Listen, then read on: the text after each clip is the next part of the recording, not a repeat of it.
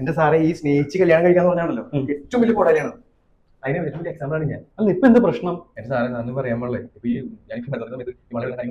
നിർത്ത് ഒരു കാര്യം ചെയ്യട്ടെ. നീ എന്നാ ലാസ്റ്റ് നമ്മളായിട്ട് പുറത്തു പോയത്? ഈ കഴിഞ്ഞ ആഴ്ചയല്ലേ ഒരു മൂന്നാറ് പോയത്. നിങ്ങൾ രണ്ടും തനിച്ചോ? ഞങ്ങളുടെ മാത്രമല്ല, കൊച്ചിന് ഈ ക്ലൈമറ്റിന്റെ ഇതുള്ളതുകൊണ്ട് കൊച്ചിനെ കൊണ്ടുവന്ന് അവളെ വീട്ടിൽ കൊണ്ടായി. പിന്നെ അച്ഛനമ്മ ഉണ്ടായി, പിന്നെ വലിയച്ഛനും വലിയമ്മയും ഞങ്ങളുടെ കോമ്പൗണ്ടിൽ അവിടെയാണല്ലോ. അപ്പൊ വേറെ ആരും ഉണ്ടായില്ല. ഞാൻ അതല്ല ഉദ്ദേശിച്ചത്, നീ തനിച്ചു പോയെന്നാണ് ഉദ്ദേശിച്ചത്. ബെസ്റ്റ്. നീയൊക്കെ ഏത് കാലഘട്ടത്തിലാണ് ജീവിക്കണേ? നീ ഈ വീഡിയോ നോക്കി, ഈ ഡോക്ടർ പറയുന്നത് ഇതുപോലത്തെ നല്ല കാര്യങ്ങളുണ്ട് ഇതില്. ഭക്ഷണം കഴിക്കുന്ന സമയത്ത് ടി വി കാണുമ്പോഴൊക്കെ നിങ്ങൾ പങ്കാളിയുമായിട്ട് സംസാരിക്കുന്നുണ്ടാവാം. എന്നാൽ ആ സമയത്ത് നിങ്ങൾക്ക് ചിലപ്പോൾ ഫോൺ കോളുകൾ വരുന്നുണ്ടാവാം, നിങ്ങൾ social media ഉപയോഗിക്കുന്നുണ്ടാവാം, മെസ്സേജുകൾക്ക് reply ചെയ്യുന്നുണ്ടാവാം.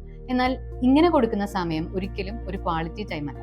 Quality time എന്ന് പറയുമ്പോൾ നിങ്ങൾ മറ്റൊരാളെ കേൾക്കുന്ന സമയത്ത് പൂർണ്ണമായും അയാൾക്ക് ശ്രദ്ധ നൽകുക, പ്രാധാന്യം നൽകുക, അതോടൊപ്പം തന്നെ അയാൾ പറയുന്ന കാര്യങ്ങൾ അതേ ഇമോഷൻ നിങ്ങൾക്ക് മനസ്സിലാകുന്നുണ്ടെന്ന് അവരെ ഒന്ന് ബോധ്യപ്പെടുത്തുക. ഇതിനായി ചുരുങ്ങിയത് അരമണിക്കൂർ നേരമെങ്കിലും ദിവസവും മൊബൈൽ ഫോൺ മാറ്റിവെച്ച് പങ്കാളിയോടൊപ്പം മറ്റെല്ലാ തിരക്കുകളിൽ നിന്ന് മാറി സമയം ചെലവഴിക്കുക. വെറുതെ ഒന്നിച്ചിരിക്കലല്ല, അതേസമയം നിങ്ങളുടെ സാന്നിധ്യം കൂടെയുള്ള ആൾക്ക് ഫീൽ ചെയ്യാൻ കഴിയും. അതുപോലെ നിങ്ങൾ മാത്രമായി ചെറിയ യാത്രകൾ പോവുക, ഷോപ്പിങ്ങിന് പോവുക.